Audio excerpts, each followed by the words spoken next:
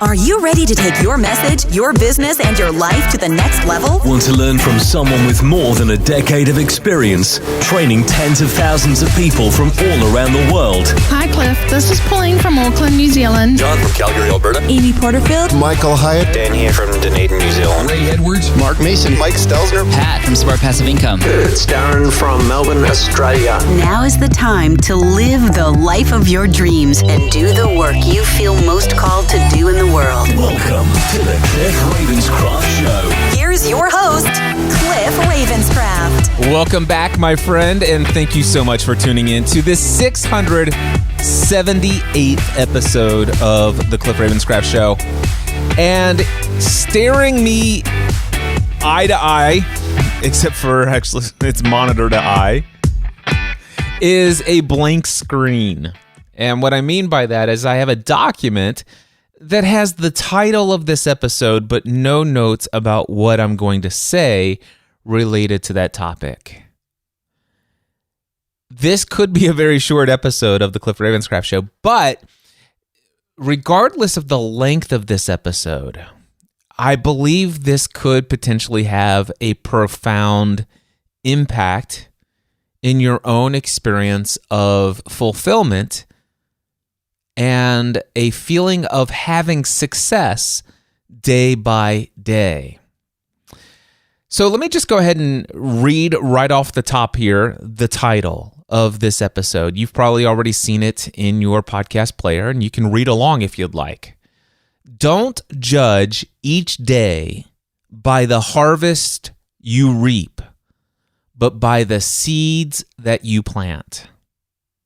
Now, I was browsing through TikTok the other day, and I came across something somewhere that had that quote. And unfortunately, when I chose to pull that one quote out of all the things that were being said in this TikTok video, I neglected to also write down where the source of this came from. So I apologize to whoever put out this incredible statement in the midst of one of your TikTok videos, and I did not give you credit for it. But I got to tell you, this resonated deeply with me. In fact, I immediately closed the app. I opened up my day one journal, and I created a journal entry, and I simply put in, don't judge each day by the harvest you reap, comma, but by the seeds you plant. Now, I have this overwhelming belief that I am being divinely guided from above, or maybe even more accurately to my current beliefs, from within. That I have this connection to my Creator, our God, whatever you want to use as language, but I feel that I am being divinely led and guided throughout my day to come across materials that are going to communicate to me kind of what I need to hear. Kind of like there are going to be keys that will unlock doors in my mind and or my heart that will just open up revelation of, this is a message Cliff needs to hear today. And that is exactly what this quote was for me. Don't judge each day by the harvest you reap, but by the seeds that you plant. Now, for those of you who came to the Free the Dream conference either in 2018 or 2019, I share in the Free the Dream conference through I think it's 7 talks that I do, a lot of the materials, the strategies and techniques about controlling my emotional state that I learned from Tony Robbins. It's one of the 7 sessions anyway. And one of those teachings is whatever you focus on is what you feel. And even more specifically, you could actually focus on one thing and have multiple different feelings about that. You could have a wide variety of emotions or emotional states that will come as a result of focusing on a particular situation or circumstance or whatever the case may be.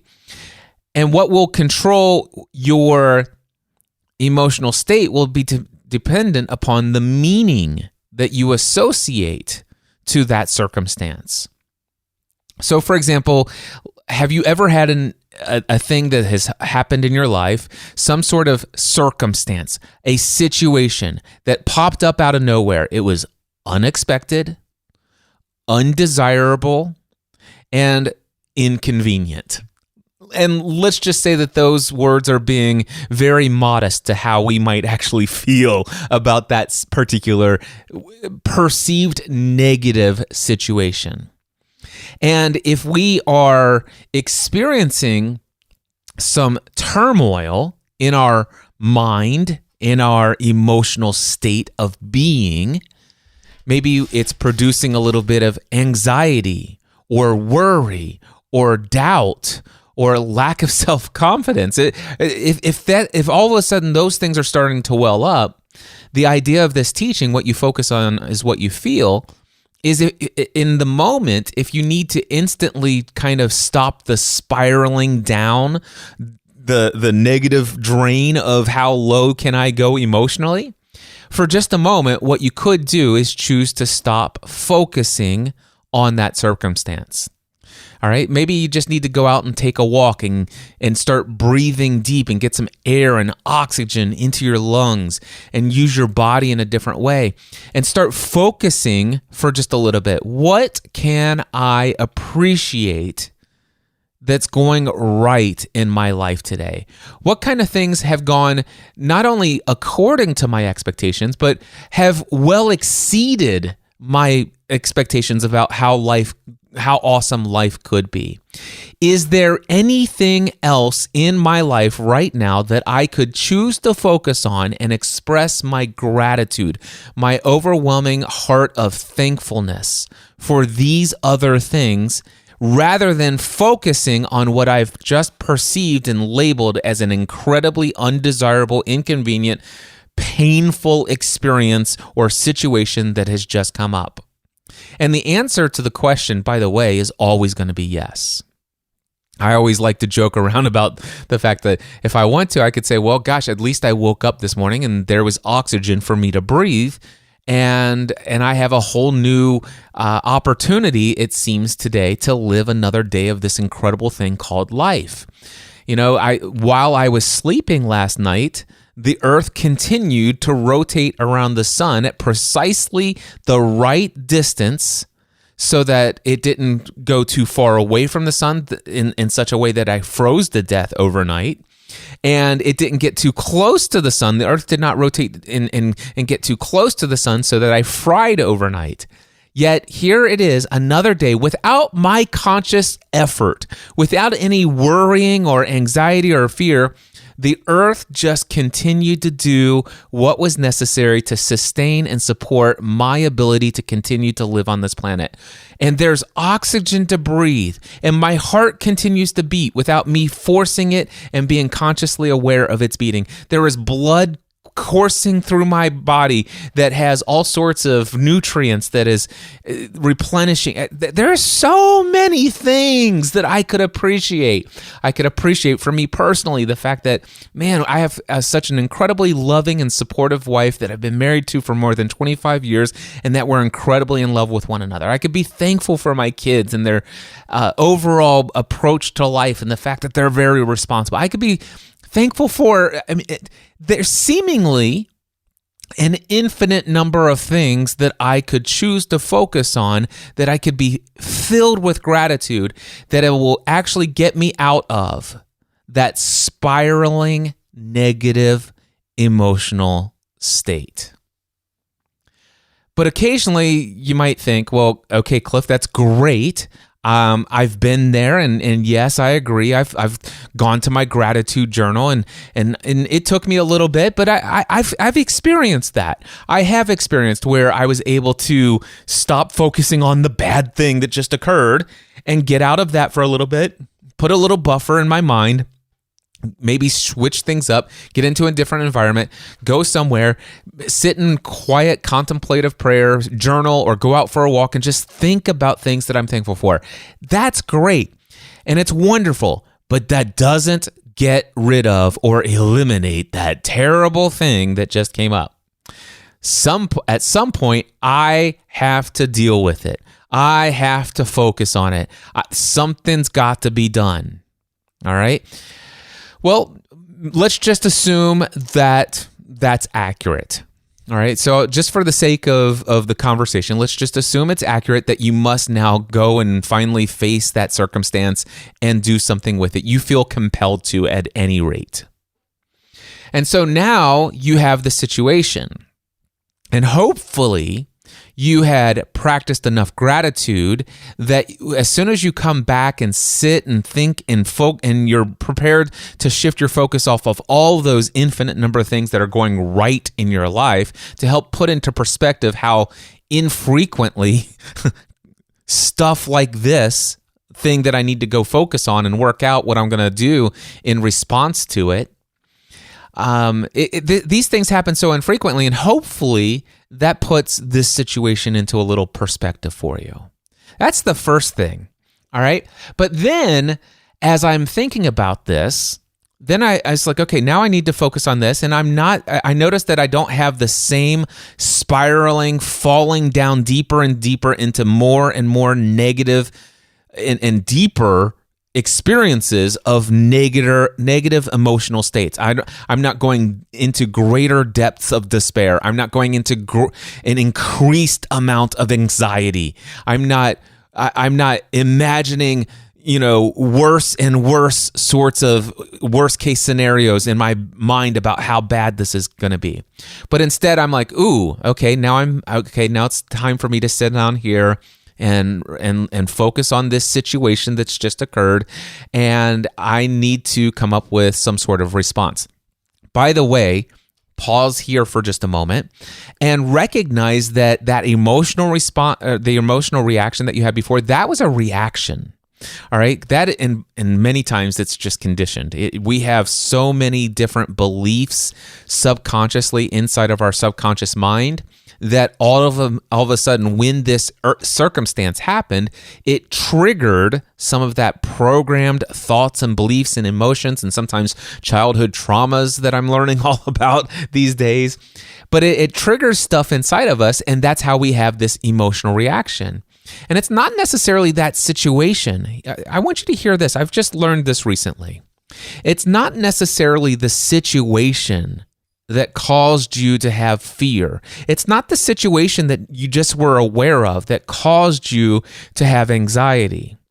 What I've learned is that if you have a situation that's unexpected, that occurs, and you go into a reactive, by default, negative emotional state, you have a negative emotional reaction to this scenario, this situation, that flood of negative emotions is not actually the result of this situation. It just happened to trigger the release of much of that fear and anxiety and worry that was never let go when it was experienced in the past. I know for me, there were many times as a kid, I oftentimes would feel like a little bit of sadness or, hurt feelings and stuff like this. And whether it was me hanging out with my friends or peers and classmates in school, or whether or not it was a well-meaning adult that was somebody that I respected as a child, they might have said, "Oh, don't cry. Don't be sad. It's not that. It's okay. It's gonna be okay." Or sometimes it's like, "Well, I don't want to be judged by my friends as a crybaby, and so I'm just gonna repress that. I'm gonna stuff that sadness. I'm gonna stuff that down." And sometimes we do this with a lot of emotions, a lot of anxiety. Don't be afraid. Don't be a sissy. Don't be afraid. And so all of a sudden, anytime fear comes up, we think that being afraid and being fearful is something that we should not experience, or I felt like I should not experience. And next thing you know, I'm doing things to push that fear down, to squash it. Not necessarily feel it and let it go and be what it is, but I'm trying to suppress it, push it down. But every time I suppress those things, it basically just, it's still in there. And anyway, there's a whole lot of things that I'm learning about so many amazing ways that we can transform our experience of daily life. Maybe I'll come back and talk about that in a future episode, about suppressed memories and repressed memories. What's the difference between a suppressed memory and a repressed memory, and the idea and the benefits of allowing some of our past traumas to resurface some of those emotions, to actually give ourselves permission to feel those emotions, and then to evaluate those emotions, and then just to let them go. Let them go, and to basically let the pressure out of this big, huge, gigantic, boiling pot of emotions that we have, so that the next time an unexpected situation comes, there's not this built-up pressure inside of our pressure cooker of an experience of life in our subconscious that wants to explode a lot of anxiety, fear, and worry and doubt.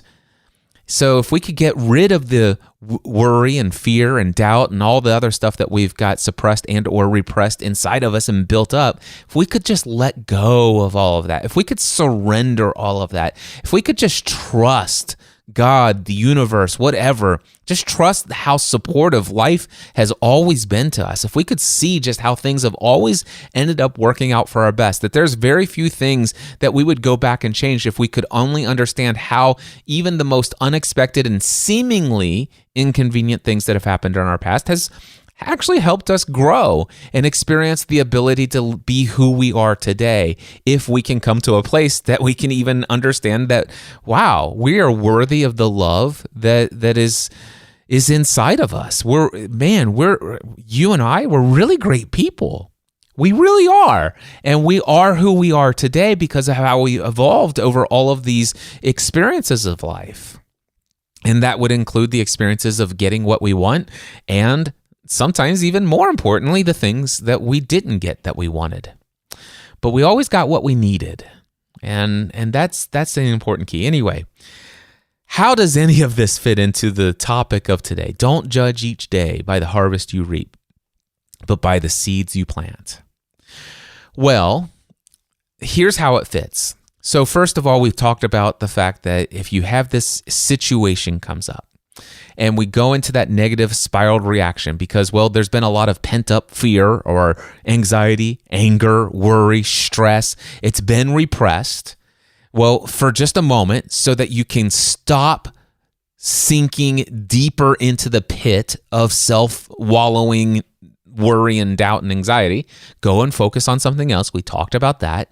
Now we can come over here, and what we want to do is we now want to focus on this event, and we just want to see this event for what it is.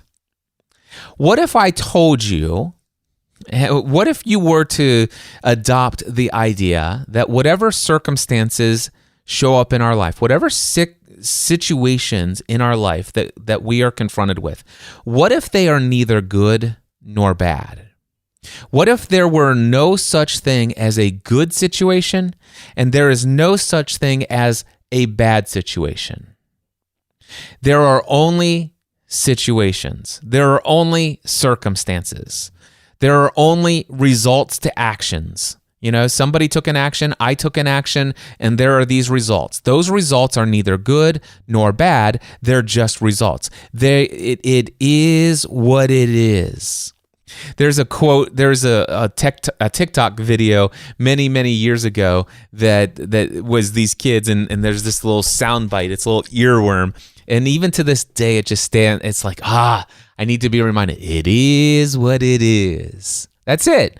It is what it is. And so if I could just understand that this situation, this unexpected, undesirable, inconvenient, well, first of all, is it undesirable? Well, I'm perceiving it as undesirable. Is it really inconvenient? Well, I could make an argument that it's not quite convenient, okay? But is it bad? Right now it feels bad. Well, okay, understand that anything that you would have an argument that it's either good or bad, those are nothing more than meanings that you're associating to it. I'll give you an example of this. There was an experience after my first year in business. I had allowed myself to go on all sorts of emotional roller coaster rides during my first year of business. I didn't know what I didn't know, except for the fact that I also did know that I was clearly moving in the direction I felt most called to move in my life. I knew I experienced the highest emotional highs I'd ever experienced in my life during that first year of my business. Up to that point, I've had some higher highs since then. But up to that point, I experienced some of my highest highs. It's like, oh my gosh, I can't believe I get to do this every single day. And then I experienced some of my lowest lows. Oh my gosh, I can't believe I can't figure out how to make money doing this thing, or at least the amount of money that I desire. And there was so much fear, anxiety, and worry. But then there was so much joy, and I was just all over the place. And I also had all sorts of limiting beliefs. You've heard this many times in my story about how I just worked around the clock and I didn't take care of myself physically. Not only was I not moving physically, I wasn't actually doing very well when it came to how my eating styles were happening. In fact, back then, I did not know the skills and techniques that I have taught at the Free the Dream conference about how to be in 100% control of my emotional state all of the time. I didn't know those techniques back in 2008. And so I did know one thing that just seemed to work for me, and that is eating. Eating changed my emotional state. So if all of a sudden something some situation occurred and it triggered all sorts of stress and anxiety and fear and anger and rage inside of me, if I needed a break from that, I would just go up to the kitchen and I would grab myself some starchy foods that tasted really good, whether they be sweet or savory. It didn't matter at that point. I'd just take whatever's there and I would just eat. And it's like, oh, that feels so good. Yeah, to eat another one. That feels awesome. And before I know it, it's like, oh man, I'm out. And I may have just eaten a family-sized bag of Doritos. Who knows? But back in the day, I was not doing so well.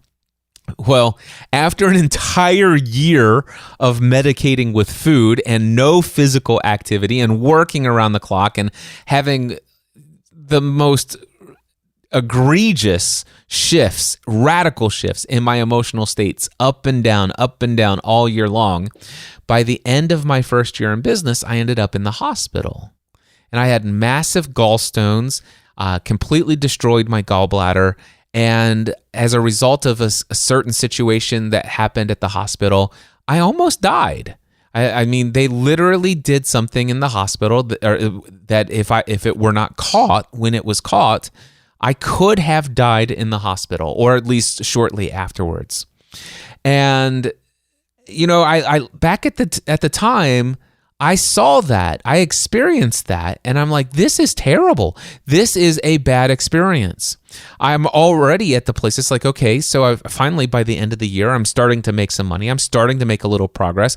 The first 9 months of the year, the business paid for itself, but never paid me. After the final 3 months, I'm starting to get a paycheck.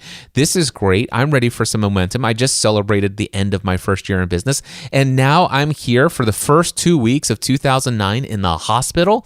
This is terrible. This is horrible. I'm having anxiety. Well, first of all, I'm having anxiety and fear about whether or not I'm going to live. I'm having the doctors are telling me about these procedures that they need to do, and they have to disclose what are the percentage chance of this and that. And one of the procedures that was pretty much essential and necessary, it was kind of, I think the results were like, I can't remember. I'd have to go back and look at the blog post. If I remember, it was like 40% or close to 50% that I wouldn't make it through the procedure. But yet I had to decide, do I want to have this?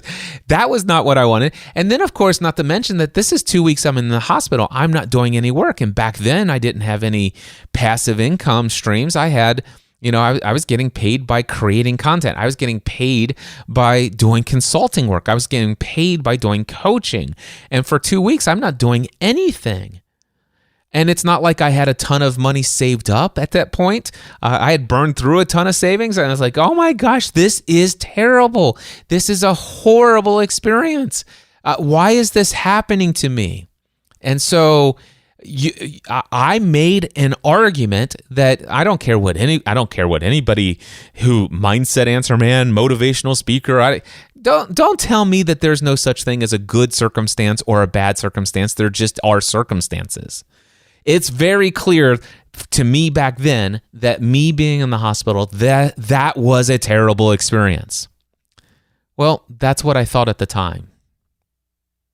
However, today, I'm going to tell you that I see that as an incredibly awesome experience. It's one of the things I'm most thankful for in my life. I haven't created the list of my top 10 things that have happened to me that I'm most thankful for, but I'm thinking that if it's not in the top 10, it's certainly within the top 25 things that have ever happened to me. Almost dying in the hospital was one of the best things that have happened in my life. I mean, we're talking about getting married, my feeling of oneness with my Creator, and developing that relationship, having the birth of each of my 3 children are up there. Some of the things that I've experienced through the work that I've done. I mean, there's been some really awesome experiences in my life, and if I were to put together a top 10, pretty close to the top is going to be the fact that I almost died in the hospital in January 2009. So, how is this possible? Well, first of all, I can say today that it's one of the greatest experiences in my life, but it's really all that experience in the hospital was just what it is. It wasn't good. It wasn't bad. However, back then, I certainly judged it as being bad, and today I currently judge it as being good. But if I wanted to, at any moment in time, I could actually put a new label on it. And the reality is that you and I get to choose what anything means to us, what meaning we associate it to. So back then, the 2 weeks meant that, oh my gosh, I might physically die. All right, this means that I'm not going to be able to do any work, and chances are I'm going to lose all of my momentum. I'm not doing any work, and that means there's no income. This means that we're not going to pay the bills, and if I let my imagination go, I could have seen it's like, oh my gosh, we're going to be homeless, we're going to be this, I'm going to have to get my job back as an insurance agent, and that's, oh no, this or that. I could have gone on and on about how bad that situation was. And today I can equally recognize that, hindsight is 2020. Back then, I could have, knowing what I know now, I could have actually seen it for the gift that it was. The experience of going to the hospital and almost dying and being there for 2 weeks during the first 2 weeks of my second year in business. Knowing what I know now, I could have seen it for the gift that it was. I could have then, if I knew what I know now, say, wow, what does this make possible for me? In what way can I use this situation for my benefit? How can I use this situation for me to get greater clarity about how important it is to take care of my physical body, to move more? How can I use this situation to wake me up to the importance of nutrition and health? How can I use this to wake me up to the importance of growing personally and professionally, especially in the area of my mindset? One of the things that I can tell you is that I would not be doing what I'm doing today had it not been for those 2 weeks in the hospital. I don't know that I'd have the relationship that I have with my wife and or my kids today had I not almost died in the hospital. I wouldn't have eventually read the books and studied the nutrition stuff and all of the physical fitness and changes. I've lost over 100 pounds in the last 7 years. And kept it off, and I work out every single day. It's like, man, all of this, really, I could go back to January of 2009, and that was the catalyst. that got me to where I am today. And I didn't just go straight from that experience, then boom, I'm this new person overnight, but it set me down a new path. So when we have a situation come up, we find ourselves spiraling down the emotional negative route, we can change our focus for a little bit. Let's get some gratitude. Let's get our emotional vibrational state up to higher levels of excitement and energy in our body.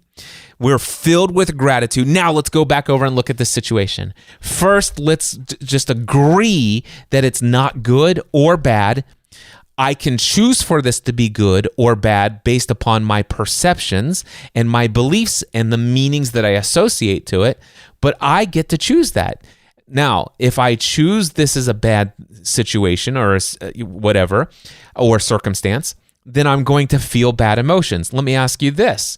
If you choose to associate a negative meaning to an unexpected situation, do you agree that oftentimes will lead to negative emotional states? I know for me, it has always been the case. So then the next question you might want to consider asking yourself, when you are in a negative emotional state, when you're in a state of fear, when you are in a state of overwhelm, anger, stress, self-doubt, lack of self-confidence, are you at your most creative, resourceful state for you to implement things, to make new things happen? I know my experience has been no. It's not that I haven't been able to be creative and take action from a negative state of mind. Certainly, I've had years of practice of doing exactly that. But what I can tell you is that anytime I choose to create from a state of faith and confidence and gratitude and an overwhelming sense of being guided and filled with purpose and fulfillment, whenever I have those emotional states, I seem to have effortless action, effortless creation. It seems that I get into a flow state and things just flow naturally to me and through me, and I create things in what might usually take 4 to 5 days in a negative state, I could actually accomplish in maybe 4 to 5 hours in an incredibly positive state. That's been my experience of life. And so I could choose to take this circumstance that was unexpected, that just was presented to me, and I could assign a negative meaning to it, then feel all of the negative emotions, and then try to use the stress and the frustration and the angry and the worry to motivate me to take action. And I got to tell you, I used to argue. I used to say this. I used to say, well, you know what? Sometimes I just need a little stress in my life. I just need a little stress in my life to get me motivated to take action. I often work best under pressure. And you know what? So there's a part of me that as I check in, as I say that out loud, there's probably still a little part of me that believes that. But here's what I can say. I know it's not true. It is not true. I don't work best under pressure. Maybe my experience has been that it seems that when I'm under a lot of stress, when I have pushed myself up to a deadline, when I have pushed myself to the limits, when all of a sudden everything's at risk, I might not be able to pay the bills this month if I don't take action. I have had enough experience to know that that does seem to motivate me. I do seem to start taking action. There's a point where all of a sudden enough is enough. I've experienced so much pain. I must take action now. There's no doubt in my mind that is real. That is true. Those things do occur. It's called leverage. However, it's not essential that you actually get into a negative emotional state for you to move forward, to create change. In fact, it is possible, if you haven't experienced yourself, to put a positive meaning or frame this situation, this unexpected event, in a positive way, in such a way that you feel good about the situation or circumstance that you're currently facing. And you see how all of a sudden this is going to cause you to get into a creative mode. It's woken you up from the hypnotic rhythm of what you've been doing consistently week after week after week.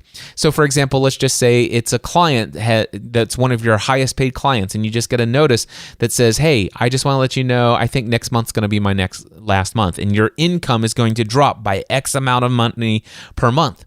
If that circumstance comes up, and it comes up at a time where, well, gosh, you're dealing with some consequences of maybe taking your foot off the gas pedal when it comes to prospecting new clients and stuff like this. You've been kind of, and you've had a downward curve, and you're slowly working on seeing things pick back up again. But it seems like, man, I take one step forward, and here comes 2 steps back again.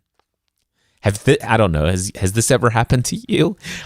I'm speaking from experience of my past.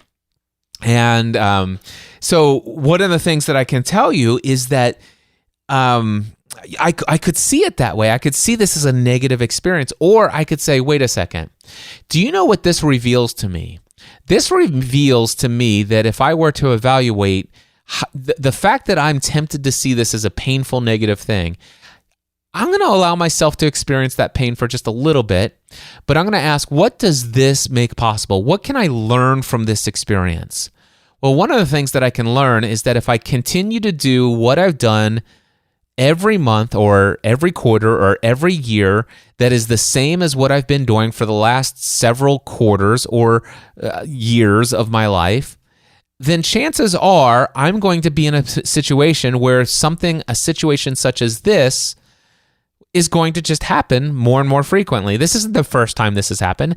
Man, maybe I ought to wake up to the fact that I could go into a positive, creative mode and say, what can I do to avoid this situation, what I perceive to be undesirable? What could I do to keep this from happening again? Is there a way that I can change my approach to how I do this area of my business so that I can maybe generate more revenue with less time, effort, and energy than what I've previously been doing, so that I'm working less, making more, and then also, if I could just take some of that overhead of additional revenue that comes in and start investing that into some savings or some investments and stuff like that, so that if I ever get into a bind like this, I could ride through, and I don't necessarily see this as, it's like, oh wow, I could ride through this. This isn't that big of a deal. This just is what it is. I need to replace this person as a client, and I've got 30 days to do it. It's like, okay, cool. But I'm not in the same place where I was, where I'm like, all of a sudden it's like, well, gosh, this means this, and I'm already trying to build up my income and blah, blah. It's like, this is a wake-up call. There are things to be learned. This is an opportunity for me to learn about some of the holes in the processes and the systems of how I've been doing things. So it's a moment of growth, and I can see it in the moment as it happens. If I want to, I could choose to see it that way. By the way, every single word that you've heard up until this point, other than the quote, don't judge each day by the harvest you reap, but by the seeds that you plant, every word that you've heard has just come flowing out of me. And I was concerned about coming to this episode without an outline, without preparing it ahead of time. But as I sat down, I'm like, you know what? I really feel like I want to go record an episode of the Cliff Ravenscraft Show. I'm feeling very inspired, divinely prompted to go create an episode. And in fact, the topic of the episode was specifically, I need to go create a podcast episode about this topic of don't judge each day by the harvest you reap, but by the seeds that you plant. And I got to tell you, I came down here, I sat down in front of this computer screen, I typed out episode 678. I wrote down the title, and I started to write an outline because I'm like, am I going to do another one of those 4 or 5 minute episodes where I just say this and say a couple of words and then let you go off and think, you go ahead and think about that, and let that be what it is. And I'm like, I don't feel like that. So I'm like, maybe I should outline this. And I started to sit down to write an outline. And then inside, that voice inside of me, do you ever hear the voice of your creator or the voice of God? Do you ever get that inner voice that just says, no, you're supposed to go do this? So I'm like, okay, I'm supposed to just hit record and monologue and improvise. And I'm like, wow, I don't know that I would have outlined everything that I've shared so far. It all just poured out. And my guess, actually, something that I know to be certain, there are some who are listening to this, and maybe it's you, who needed to hear some of the things that I've already shared so far, which may or may not seem to you at this moment that it has any way of fitting in with the topic of don't judge each day by the harvest you reap, but the seeds that you plant. But it does. And here's how it all ties in. So one of the situations, now I'm a business owner and I coach a lot of business owners. In fact, I coach a lot of coaches who are looking to prospect and build create new clients for their coaching business. And one of the things that I do personally, and I also help others with, is implementing this thing called the Prosperous Coach method for creating clients. And it's a lot of connecting with people, a lot of starting of conversations. It's a lot of inviting people into coaching sessions that are complimentary, where you serve those people so powerfully that they'll never forget that conversation for the rest of their life. You may invite them into a second complimentary session. You may or may not propose to them. And depending on how, whatever the situation is, they may or may not say yes to your proposal. So that's kind of what I help a lot of people with. But business owners in general, even if they're not coaches, the question is, wow, sometimes we get caught up in judging the success of our day, the work that we do, by the results that we get. Specifically, I'm talking about, we look at the results such as, how many sales did we make? How much in sales did we generate this day, this week, this month? How many people said yes to our proposals? This is judging the day by the harvest you reap. So, and I've been guilty of doing this, judging my days by the harvest that I reap. And so, for example, I might sometimes do 3 coaching calls on a Tuesday has been an experience for me. And one of them might be an existing client, and 2 of them might be a potential client that I'm serving in a complimentary session. And let's just say it just so happens on this particular Tuesday that those 2 people are in their second coaching experience. And let's just say that I'm really feeling good about who these people are as far as what they're creating in this world, my ability to be a great service to them through the coaching that I do. So I might make proposals to both of them. And let's just say, and this has happened for me before, where I propose $12,000 paid in full for a year for a next level mastermind, and both people said yes. And I'm like, oh my gosh, this is awesome. Wow. I just made, it's $24,000 in sales over the next year. And sometimes they'll pay in full, sometimes they'll pay monthly. There's an extra fee for paying monthly, which ends up being $15,000. So it could be as much as $30,000 in a single day. It's like, yeah, yes. And I can get so caught up in judging that today was a successful day because I made this much in sales. Well, what about all the other days when I'm not making a proposal? What about the days when I'm making what if I have 2 proposals to make on a particular Tuesday or Thursday or whenever I'm making these proposals?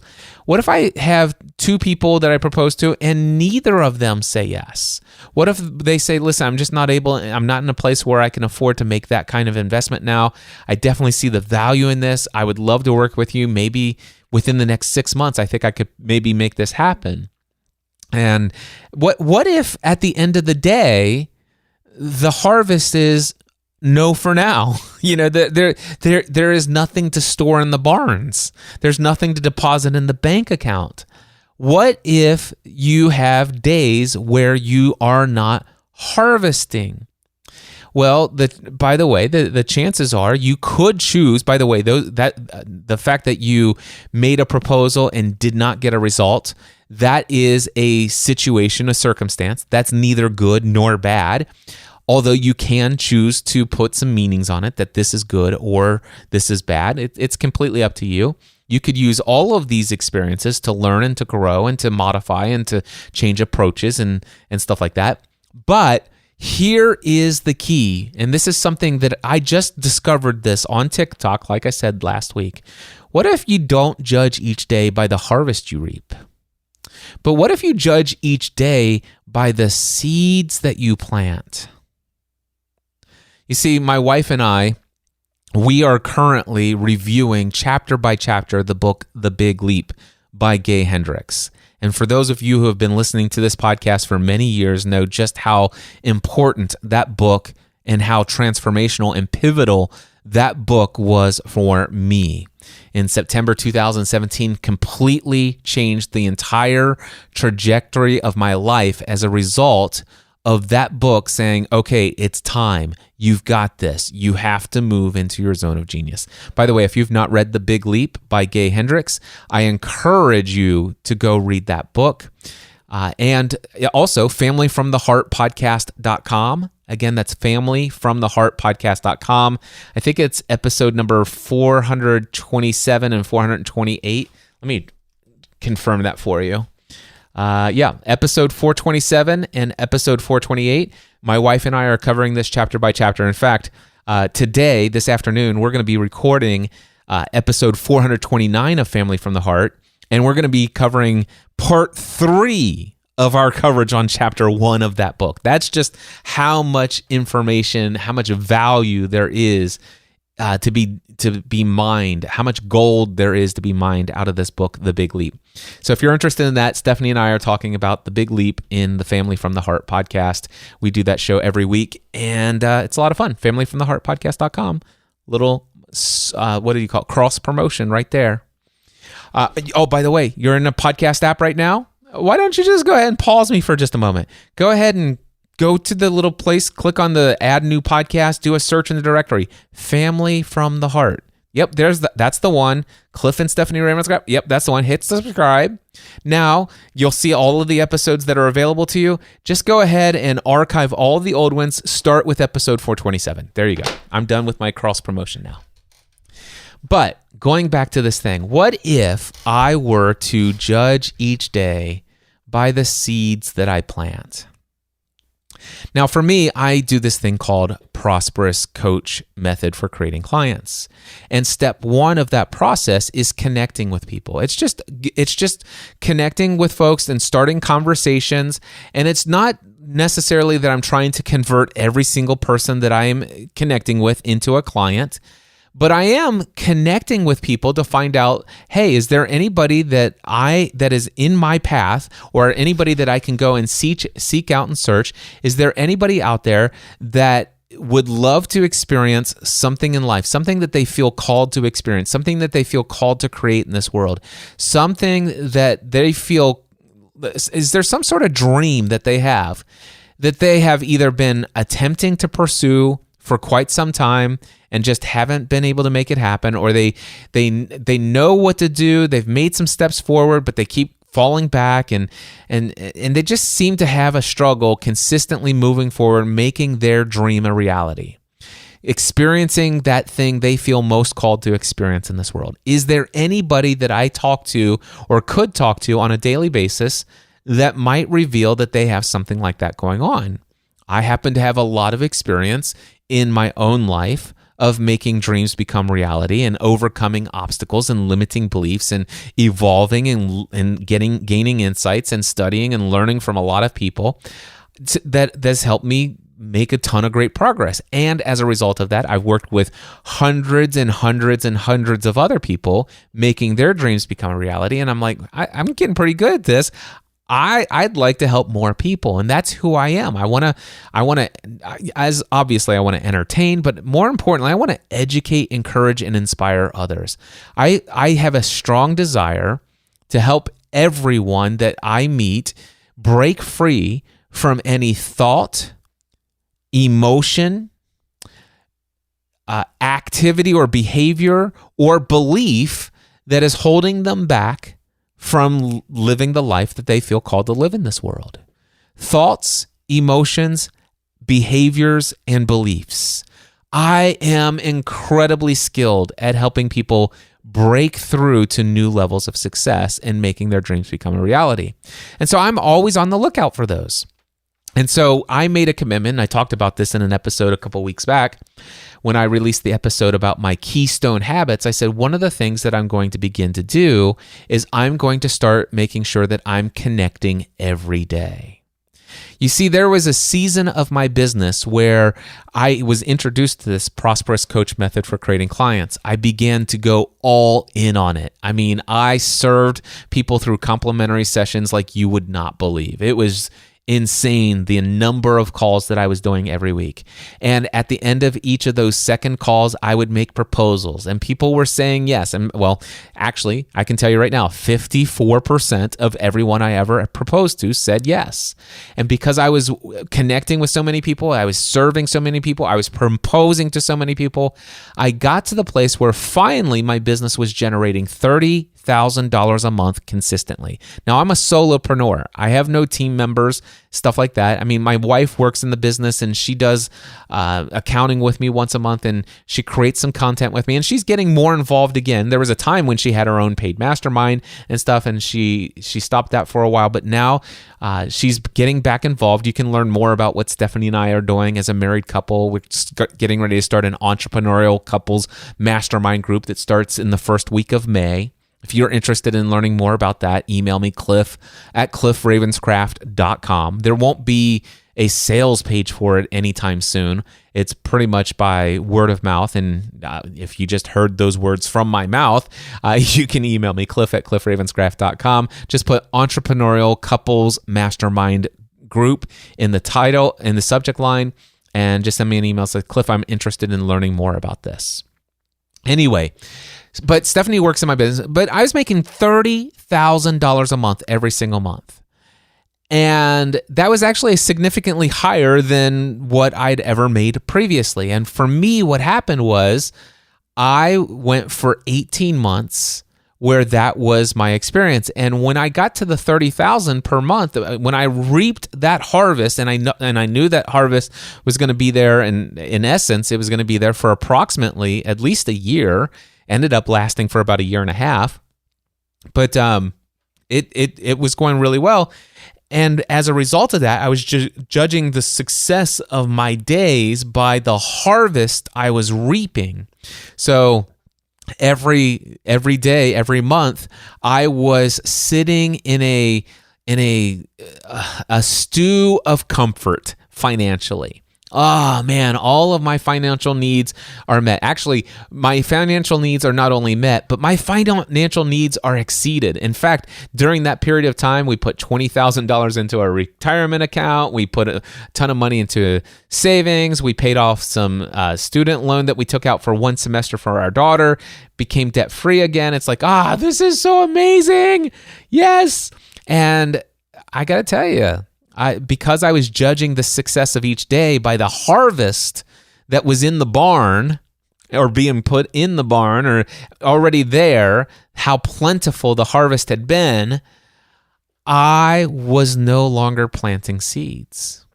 No, don't get me wrong. I was still doing the prosperous coach method here or there, but I went back and I filled in all of my spreadsheets where I was tracking. And the reality is I was bringing on 2 or 3 people per month that were not clients, and I was serving them, and it, some of them I didn't even intend to propose because I didn't necessarily have a spot for them. The mastermind group's relatively full, except for the PM group. I could have added them there, but the people that I would talk to, it was clear that Thursday nights wasn't going to work for them.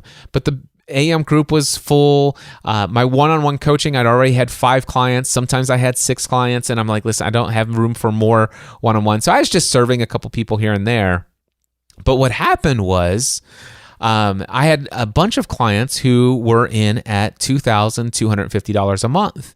And in fact, I had 7 clients who were paying that rate.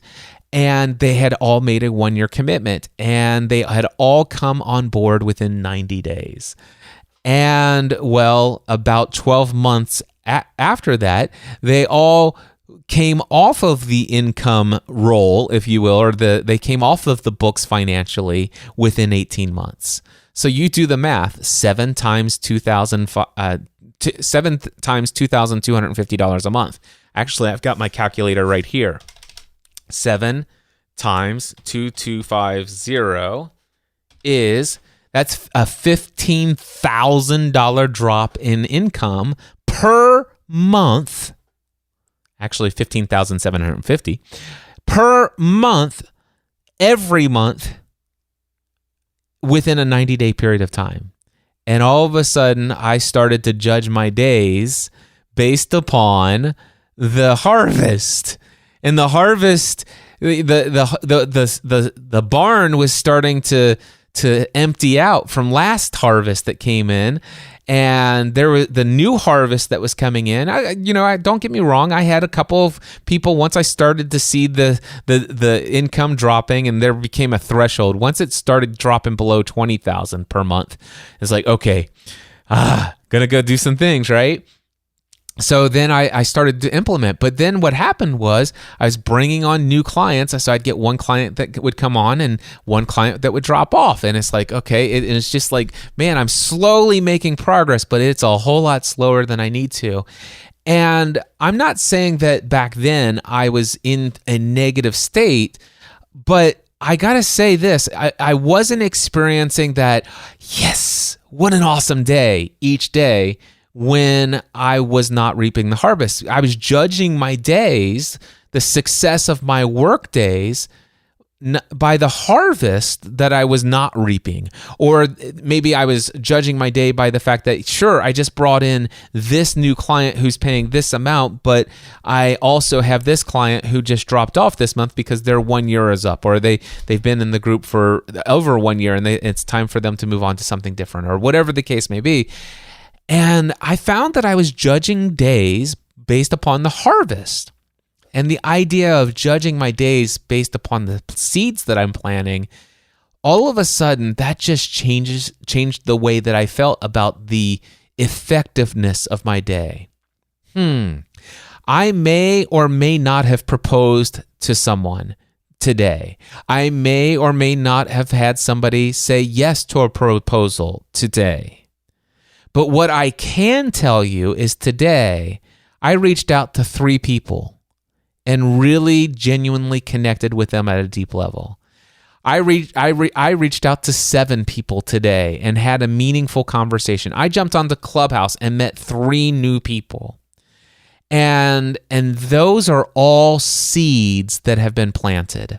I have no idea which of those seeds are going to fall on good soil and sprout up and to reap a harvest down the road, or if they ever will. But I know that every day I am called to be the farmer that goes out and plants seeds. My true gift in this world is to be an encouragement to others. My true gift, my true talent is to use who I am and what I'm gifted at to help others rediscover their ability to dream big dreams. My gift and talent is to help people, once they've discovered what their dream is, to evaluate the action plans on how to get there, and to figure out how to get into a place where you know how to evaluate the results of those, and to change your approach and to control your emotional state, how to break free from any thought patterns, emotional patterns, behavioral patterns, and or belief patterns that are keeping you from doing what you need to do to make your dream a reality. And I don't have to be paid by people to do that. Matter of fact, it's one of the things that I love about the Prosperous Coach method for creating clients is I get an opportunity to do that for free for individuals. I do that through Clubhouse. I do through content like this, but then I do it through connecting with people in conversations. And occasionally I feel that nudging inside. This is somebody I think I should invite into my complimentary one-on-one coaching experience. I'll bring them into a full-blown 90-minute experience of my coaching. And then I get to serve them. And sometimes I feel led to invite them back to a second coaching experience. Not every time. Sometimes it's just clear to me that they got what they needed and everything's fine, and I move on to whoever I could serve next. And all of these are seeds that are planted. I never know which seeds are going to sprout. I have very little control over the harvest. Not to say that I don't have any control over the harvest, because I do. But I always, every day, have control over what seeds I plant. And if I choose to judge the success of my day, how worthy were the investments of my time, effort, and energy today? If I judge it by the seeds that were planted and not the harvest, every day is a good day, or at least is in my control of being a good day. It's awesome, because matter of fact, I'll just tell you, yesterday I did 2 proposals, and one person says, Cliff, I would love to work with you. I see the value in this. I see that you've opened up my eyes to things I never thought about doing before. And if I implement this, I could see how one day I would be able to invest $12,000 to be a part of your mastermind group. I don't have that extra cash flow right now. And so what I can tell you is that I would love to be a part of your mastermind group. It sounds awesome. In fact, I'm going to make it my goal to be a part of your mastermind group within the next 6 months. I could see maybe in 6 months from now. Now, regardless of I'm not making any judgment about what they're going to be able to do or not do if they don't have the consistent ongoing encouragement and support. Maybe they will, maybe they won't be able to do that on their own.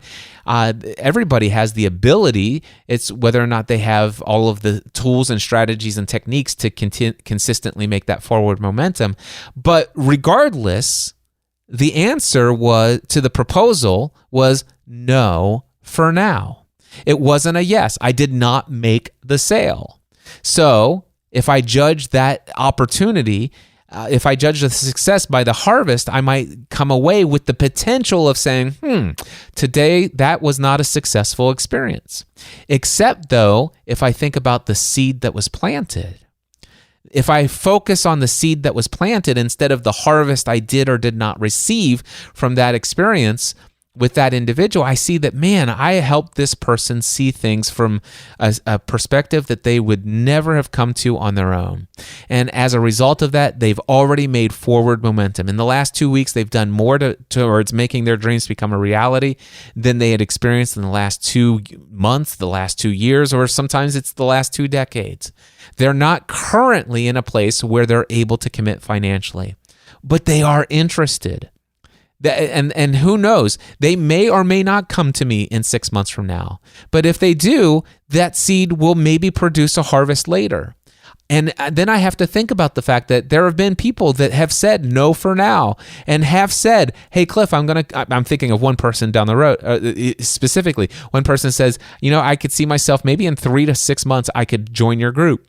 And then the COVID hit, and shut down his geographically located business. And he has all these employees who can no longer come into work and do the work and all this stuff. And he wasn't able to. But you know what? That seed that was planted there, he referred somebody to me by the name of Graham Cochran. And as a result of that, I had the opportunity to work with Graham. And as a result of that seed that was planted, many, many months, almost 9 months later, I picked up a 6-month coaching contract with Graham Cochran. And he's an incredibly successful individual. It was an incredibly financially profitable coaching program that I did with him. And it got incredibly powerful, transforming results for Graham, going through a very pivotal and transformational experience in his life. And as a result of it, it's one of my favorite testimonials that I've ever received. Here's what Graham Cochran had to say. Hey, my name is Graham Cochran, and I'm an online business owner, coach, host of the Graham Cochran Show podcast, and the author of the book, How to Get Paid for What You Know. And I have the privilege to call Cliff my friend, and I got to work with him through a coaching experience for 6 months, and it was fantastic. I think one of the things that helped me the most, and one of the things I absolutely love about Cliff and working with him, is that Cliff pays attention to the words you say. So he would literally write down words I would say, things that would just come out of my mouth that I didn't even know I was saying, and say them back to me. And they were like a mirror he was holding up to me, showing me what my subconscious is thinking, the way I actually frame things. And it was so jarring sometimes to hear the words that I would say about myself or my situation. And he would correct me and challenge me and push back on things. I think working with Cliff was both fun and uncomfortable at the same time, which I think is a good thing. I always came knowing that when Cliff sat down with me, he was giving me his 100% attention, and he was for me, and he wanted to help me see transformation in my life. I had a real great experience being able to work through some pivotal things in a big pivotal point in my career and in my work, and Cliff was super instrumental in helping me have clarity, helping me have confidence as well in who I already am, not who I need to become or evolve into, but who God made me to be and how I can continue to press into who I already am more. So grateful for working with Cliff, grateful for his friendship. He truly is a cheerleader for you. You know, you need to surround yourself with people who really believe in you and will fight for you, and Cliff is one of those guys. So it's an honor to call him a coach and a friend. I couldn't be more happy to recommend Cliff to you in any way, shape, or form. You need some Cliff in your life. Well, there you go. You need some Cliff in your life. Thank you, Graham Cochran, for that. And you know, this is my favorite testimonial that I've ever received, and it's right up there with a couple that my friend Ray Edwards have shared with me. But this best describes how I serve as a coach. If you go back and listen to his words about how I show up and what I do, I am so incredibly thankful to God to just bring to me this method of helping free folks to understand their true identity, their true value in this world, to break free from any thought patterns, emotional patterns, behavioral patterns, and also belief patterns that are keeping them from experiencing the fullness and fulfillment of their calling and purpose and mission and dreams in this world.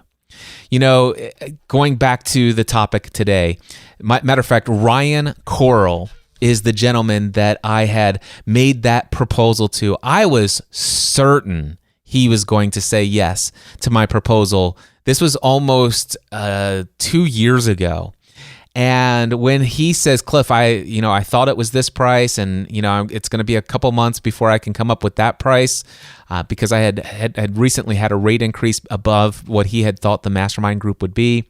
And then, like I said, the COVID hit, and he wasn't able to do it, and stuff like that.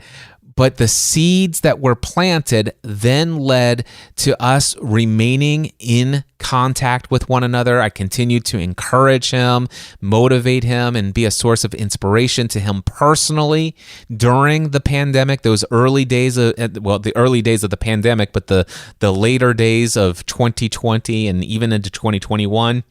I still continued to connect with him outside of those coaching experiences. And then he refers to me, Graham Cochran, and then I get the experience of working with Graham Cochran, and then one of the best testimonials that has explained who I am as a coach today. You never know where the harvest is going to come from, but here's one thing I know: you plant enough seeds, and you're just going to reap a harvest. It's just how it works. You throw enough seeds out there, and you will reap a harvest. However, my recommendation for you to consider today, and it's what I've adopted for myself, I just heard this last week, it's already having an incredibly profound impact on how I view my efforts each day. I judge each day not by the harvest that I am reaping, but by the seeds that I have chosen to plant today. Where are you investing your time, your effort, your energy in being of service to others with your gifts, talents, and abilities? Are you busy about the work, and busy in a good way? Are you busy about the work of planting seeds? One of my current clients recently in a hot seat said, I get into a season where for a while I get confused and worried and fearful, and that motivates me to start taking action, and I go into a flurry of action, and then all of a sudden financially things are good, and then I go into a season of comfort and excitement. But then I'm not planting any seeds, and eventually the barns start to get a little thin as far as the stock, the inventory, the harvest is starting to be used up, and then I go back into the worry. But what if we were always planting seeds? All right, that's today's episode. I had no outline. I hope you've enjoyed this. I got to tell you, it feels so good to be back behind the microphone. I'm praying that more inspiration like this will come. Thank you for tuning in. And let me just ask you real quickly, is there something in your life that you feel called to experience? Is there something that you just know there's, whether that's spiritually, personally, relationally, fitness, health, business, whatever the case may be, is there some area of your life where you just there's just this gap between what you feel called to live, what you should be experiencing, what you feel is your purpose, your mission, your dream, side business hustle, losing weight, whatever the case be, whatever it is that you desire, if there's a gap between your getting that, making it a reality. And this has been something that you've been thinking about or you've been working at for a long period of time.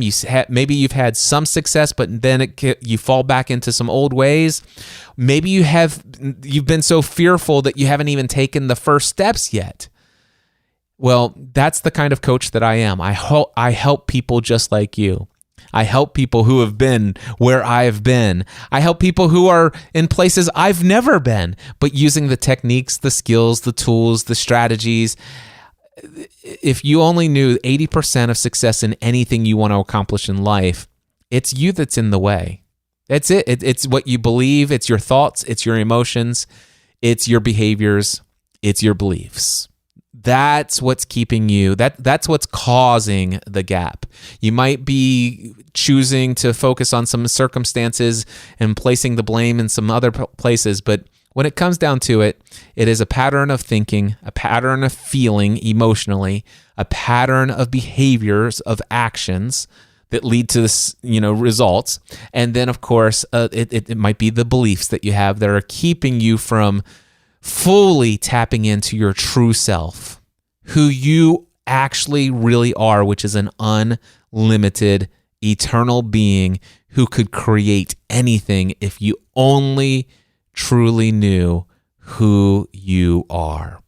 If you would like to have a powerful coach who could help you one-on-one, or if you're a business owner, to meet with a bunch of other people who live life to the fullest on a consistent weekly basis through the Next Level Mastermind, head over to cliffravenscraft.com or mindsetanswerman.com. They'll both take you to the same place. Click the Work With Me tab and either apply for my one-on-one coaching or my Next Level Mastermind group. Until next time, I encourage you to take everything you do to the next level. Mindset Answer Man.